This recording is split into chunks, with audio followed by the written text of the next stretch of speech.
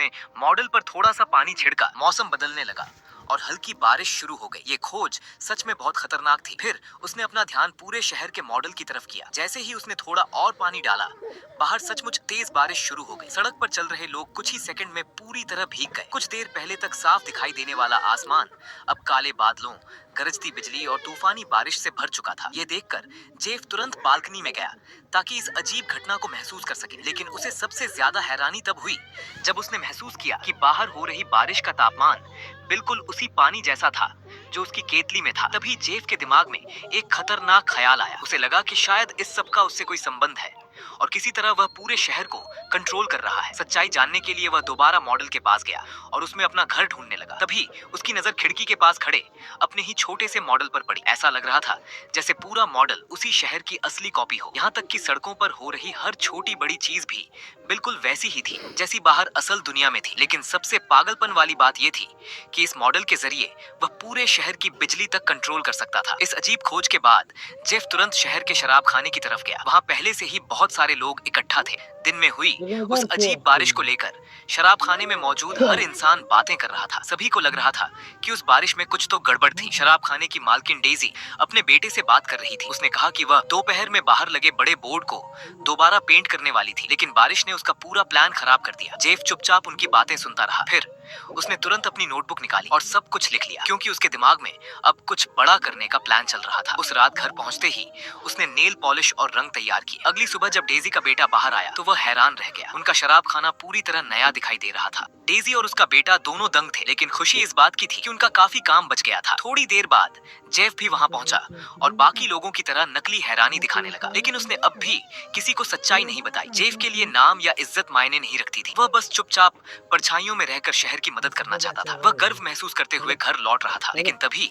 उसने एक बुजुर्ग दंपति को सड़क पर गिरते देखा। बूढ़ी औरत गुस्से में शहर को कोस रही थी। उसका कहना था कि सड़क के गड्ढों की वजह से वह बार बार गिर जाती है। जेफ ने तुरंत सुझाव दिया कि उन्हें मेयर को शिकायत करनी चाहिए, लेकिन सुझावों वाला डिब्बा पहले से ही चिट्ठियों से भरा पड़ा था और मेयर उन सबको पूरी तरह नजरअंदाज कर चुका था। घर पहुंचने के बाद जेफ चुपके से मेयर का पूरा मेल बॉक्स उठा लाया। उसने सबसे पहली चिट्ठी खोली तो उसमें सड़क के गड्ढे ठीक करने की शिकायत लिखी थी। जेफ ने तुरंत मिट्टी उठाई और शहर के मॉडल में बने गड्ढों को भरना शुरू कर दिया। उसी पल बाहर की असली सड़क भी अपने आप ठीक होने लगी। उसने चिमटी की मदद से सड़क पर पड़ा मलबा भी साफ कर दिया। यहाँ तक कि उसने गिरे हुए कूड़ेदान को भी सीधा कर दिया और उस पेड़ को भी ठीक कर दिया जो टूटने वाला था। इसके बाद जेफ ने समझा कि ये सब एक बड़ी सुरक्षा समस्या भी हो सकती है। जब उसने एक कुत्ते को लगातार भौंकते हुए सुना तो उसने मॉडल पर एक हड्डी का टुकड़ा गिरा दिया और असल दुनिया में कुत्ता शांत होकर संतुष्ट हो गया। जेफ पूरी रात मेयर के मेल को पढ़ता रहा और शहर की हर समस्या को हल करता गया। अगली सुबह तक पूरा शहर देखकर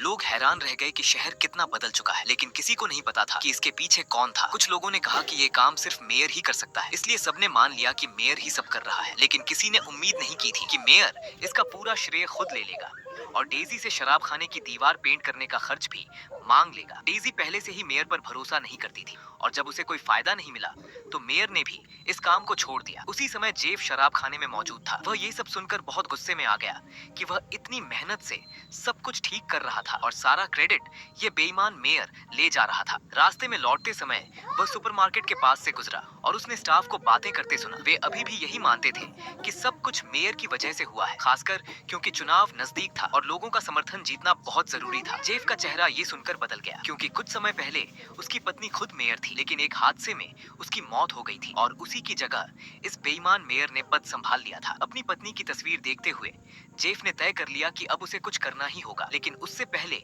उसे मेयर को सबक सिखाना था। उसने एक छोटा पत्थर उठाया और मेयर की कार की तरफ निशाना लगाकर उसे मॉडल पर गिरा दिया। अगली सुबह मेयर सड़क पर लोगों के सामने जोर जोर से चिल्ला रहा था, लेकिन शहर के लोग इसे मजाक समझ रहे थे। उसी समय डेजी का बेटा अपनी एक ड्राइंग दिखा रहा था। ये देखकर मेयर अचानक अपना आपा खो बैठा और उस पर चिल्लाने लगा, लेकिन तभी डेजी तुरंत बीच में आ गई और सबने साफ देख लिया कि क्या हुआ। मेयर को समझ आ गया कि उसका गुस्सैल रूप सबके सामने आ सकता है, इसलिए उसने तुरंत खुद को संभाला और शांत बनने का नाटक किया। उसने कहा कि ये बस एक छोटा सा हादसा था और इससे शहर के प्रति उसका प्यार नहीं बदलेगा। ये सुनकर लोग और ज्यादा जोश में आ गए, लेकिन पास खड़ा जेफ अंदर ही अंदर गुस्से से भर गया। उस रात उसने एक फैसला किया और मॉडल पर एक छोटी सी मकड़ी रख दी। उसी समय मेयर बाहर सड़क पर चल रहा था। मकड़ी को देखकर वह बुरी तरह डर गया, लेकिन समय रहते जेफ ने मकड़ी को हटा लिया, इसलिए मेयर की जान बच गई। अगले दिन मेयर ने अपने दोस्तों को उस विशाल मकड़ी के बारे में बताया, लेकिन कोई भी उसकी बात पर यकीन नहीं कर रहा था। जेफ पास खड़ा ये सब देखकर हल्की मुस्कान के साथ खुश हो रहा था। अब आखिरकार उसे शहर को सही तरीके से संभालने का समय मिल गया था। उसने खुद एक नया बड़ा साइन बोर्ड बनाया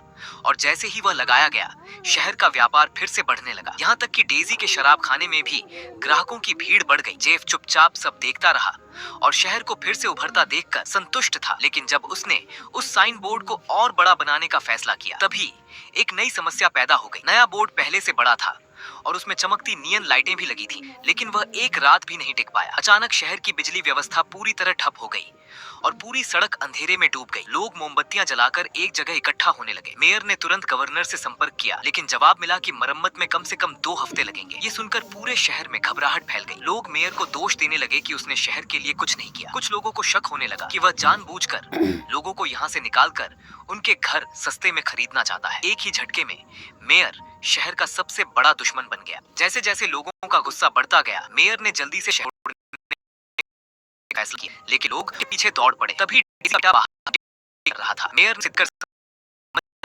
कि वही लड़का नया साइन बोर्ड बना है। तुरंत सारा इल्जाम उस पर डाल दिया और कहा कि ब्लैकआउट की वजह से हुआ है, क्योंकि उसने साइन दिया और बहुत ज्यादा बिजली खींच ली। जैसे हालात और बिगड़ते गए, जेफ आखिरकार आगे आया। उसने मान लिया कि उसे मॉडल के बारे में पता चल गया था और वह उसी से शहर को बदल रहा था। उसने कहा कि उसकी नीयत अच्छी थी, लेकिन नतीजे खराब निकले। ये साबित करने के लिए उसने मॉडल के अंदर अपने घर पर एक छोटा सा माचिस जलाया और असल शहर में तुरंत एक छोटी आग दिखाई देने लगी। ठीक उसी समय मेयर वहां पहुंच गया। उस अद्भुत मॉडल को देखकर उसे समझ आ गया कि इसे अपने फायदे के लिए इस्तेमाल किया जा सकता है। मेयर ने ऐलान किया कि वह इस जादुई मॉडल का इस्तेमाल करके शहर को एक बड़ा टूरिस्ट स्पॉट बनाएगा, लेकिन उसकी आंखों में कुछ और ही खतरनाक इरादा झलक रहा था। जेफ ने ये सब समझ लिया और वह उसे ऐसा करने नहीं देना चाहता था। दोनों के बीच मॉडल को लेकर छीना झपट्टी होने लगी। इसी संघर्ष में जेफ से गलती से मॉडल गिर गया और पूरा शहर जोर से हिलने लगा। मॉडल जमीन पर गिरकर टूट गया। अगले दिन शहर तबाही के मंजर में था, जैसे किसी भूकंप ने सब कुछ उजाड़ दिया हो। रिपोर्टर वहां खबर बनाने पहुंच गए, लेकिन अब सबसे बड़ा सवाल था कि शहर की मरम्मत का खर्च कौन उठाएगा। उसी दौरान पिछली रात की लड़ाई में मेयर से एक बड़ा सा रिंग गिर गया था और वही विशाल रिंग